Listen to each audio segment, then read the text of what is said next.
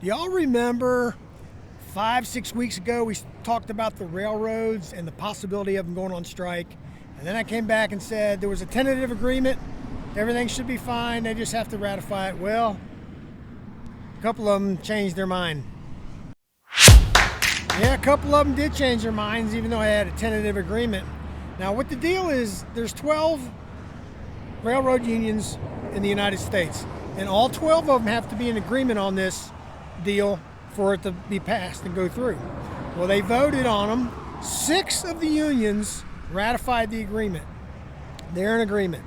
4 of them are still scheduled to vote within the next month, and 2 of them voted and rejected the deal. Now, what was in the deal was a 24% raise over the next 5 years. Not too bad. And there was bonuses, and there was differing reports on how much the bonuses was. I've seen anywhere from $5,000 to $11,000 cash bonus, which anything like that would be good for me. But that was the agreement, and I'm sure there's a bunch of other little things in the contract that haven't changed in years. But those are the main new things that the railroad was offering and that the tentative agreement was around. Well, the 2 that rejected it decided they didn't want that because they want the railroads to consider quality of life issues.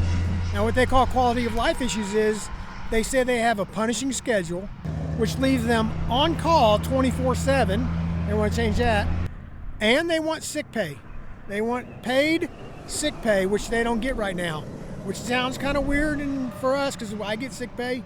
But the railroad spokesman came back and says, well, traditionally in railroads, they've taken care of sick pay with higher compensation and bonuses. And that's the traditional way that they've done it. And they don't see the railroads giving in on that. So you got that conflict. Maybe they can get the schedule stuff fixed, maybe not, I don't know.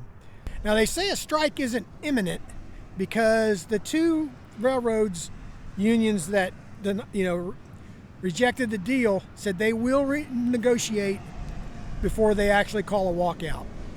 But one of them has a deadline with the railroad for some reason on November 19th.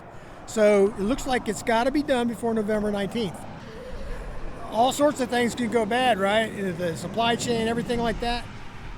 And because of that, there was a coalition of business groups, 300 and something of them, sent a letter to the president saying, please intervene in this, get this taken care of so there's no strike because it's going to be catastrophic if there is.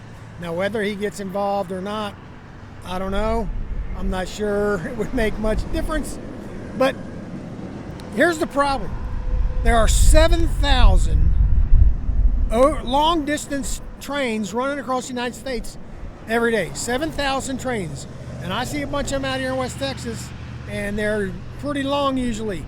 A lot of containers, a lot of trailers, a lot of tankers, all sorts of things.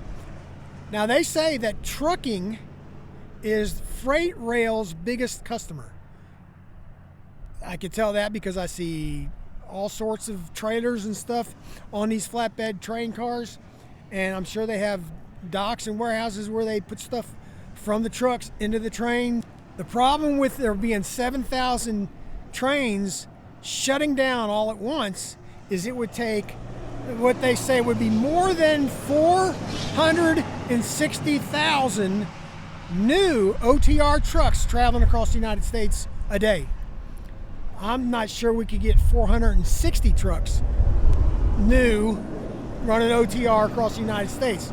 So it's going to be a mess. It's going to be, the supply chain's going to pretty much come to a halt. And that, they haul diesel too. They say refineries depend on 300,000 barrels of oil and other chemicals to be delivered by train every day. There's going to be a shortage of fuel, shortages of food, cars, everything. Now, how's that going to affect trucking? I think that it may affect us where we get a little bit more business, but there's no way we can make up for all that's going to be lost, right? And the government may put in exemptions for hours of service and things like that, like they did for the hurricane and for COVID. But other than that, this thing's got to get ratified so they don't go on strike, or not for very long anyway. So tell me what you think about the supply chain. What's going to happen if they go on strike? What do you think they can do to avoid it? Let me know down in the comments. And then stick around for some more videos. I'll put them up on the screen here. I appreciate you watching. If you've subscribed to the channel, I appreciate that.